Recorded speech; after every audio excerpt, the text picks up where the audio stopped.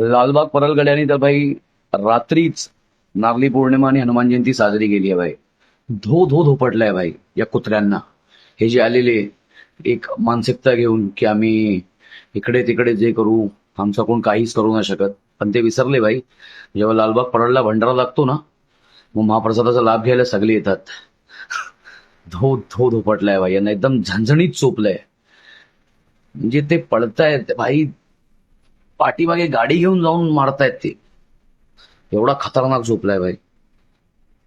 हे होतं ऍक्शनचा रिॲक्शन. खरोखर सांगू तर जे मसगावमध्ये झालंय आणि जे अंडी फेकले गेले त्यानंतर हे सगळं होणं लाजमी होतं भाई. खरोखर सांगू तर.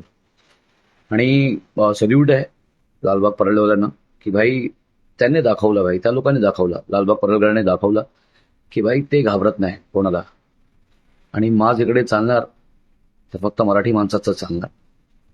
ते मिळवून त्या लोकांनी दाखवून दिला भाई.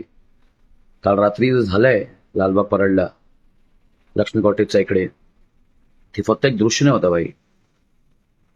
लय मोठी प्लॅनिंग करून आलेले ते लोक.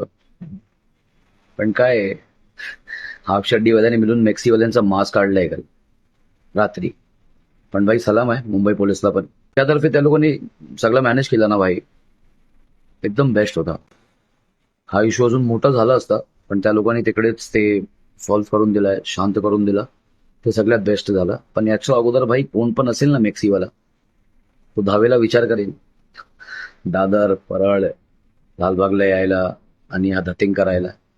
बाकी तर सल्यूट आहे भाई लालबाग परळवाल्यांना. धो धो धोपटलाय भाई. असा भंडारा लागलेला आणि सगळे येत होते, महाप्रसादाचा लाभ घेत होते भाई. ये सनसनी धनाधन देत होते भाई. बेकार भाई, खतरनाक. जय हिंद, जय भारत, सत्यमेव जयते. हर हर महादेव.